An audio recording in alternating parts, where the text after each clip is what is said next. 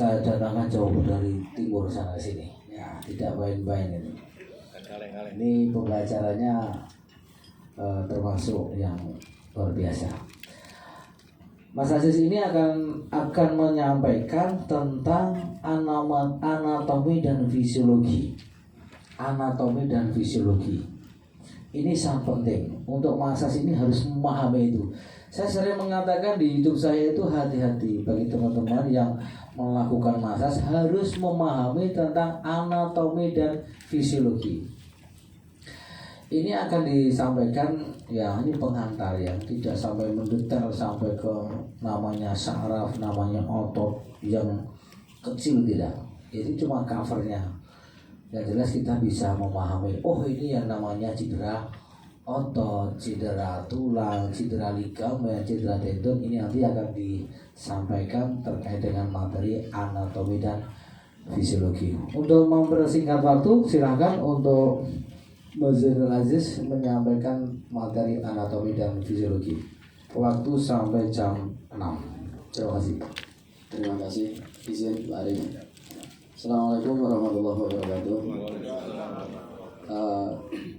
Sebetulnya ini bukan anatomi dan fisiologi, tapi dasar anatomi fisiologi untuk pengantar massage. Jadi harus dibedakan. Kalau di keperawatan anatominya beda, fisiologisnya beda, meskipun dari rumpun ilmu yang sama, tapi pengambilan part-partnya kan berbeda. Terus di olahraga juga berbeda karena harus memahami biomekanika, dan ini random, pesertanya random. Jadi ada yang perawat yang ilmunya sudah dapat anatomi dulu pas kuliah sampai hari ini, mungkin kan yang nggak lupa, yang fisioterapis juga sampai hari ini. Nah, jadi kita membuat persepsi yang sama dulu. Oke, next Mas. Kita tolong next. Ya, tadi sudah apa motivasi Anda mengikuti pelatihan massage? Tadi sudah persiapan menjadi dasar menekuni massage. Jadi harus ada persiapannya menekuninya itu. Karena kalau menggebu-gebu hanya dapat sertifikat saja, setumpuk seperti ini, nggak pernah nyentuh orang, jempolnya nggak akan punya GPS ya. Ya itu, jadi bisanya maido, bisanya koreksi, itu pijet sana salah, itu pijet salah, dan itu bangsa kita lebih banyak komentator. Jadi ya itu, jadi makanya kalau kita bicara di bidang jasa layanan massage, akhirnya tadi ada yang saya stop tadi, karena apa? Untuk menyenangkan orang datang itu butuh kriteria. Nah, anatomi fisiologis di sinilah dijadikan sebagai kriteria. Makanya di kami itu yang datang sewarna, misalkan duduk, cederanya kok sama ya? Ya memang kami mencari yang sama gitu. Nah, dasarnya dari anatomi fisiologis itu. Nah, secara aplikasi apa yang harus kita lakukan? Saya contohkan tadi, ada yang mahasiswa, ada yang buka praktek tradisional.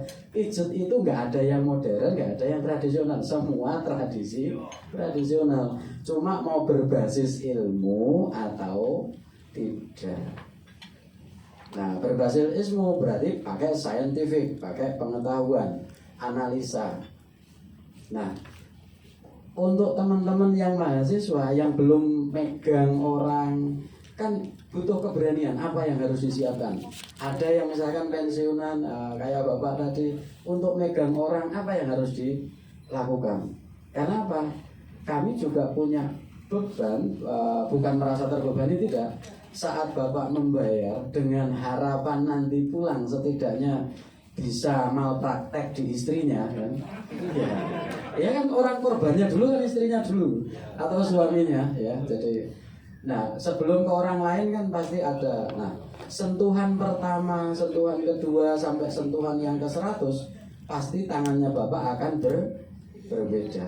Makanya di sini tadi saya tekankan tadi, dengan background yang bermacam-macam, misalkan saya contohkan, dokter punya ilmu anatomi fisiologis jelas, tapi tidak akan mijet. Karena apa? Pakai stetoskop gini aja bayaran 400 kok. Ngapain capek-capek mijet gitu loh, ya. Nah, saya contohkan lagi, saya bukan menghina, bukan saya klarifikasi tentang misalkan saya bukan menyentil Bekam tidak, ya, maksudnya ini guyon ya. Jadi kalau pakai bekam, cetek tungguin, cetek 4 200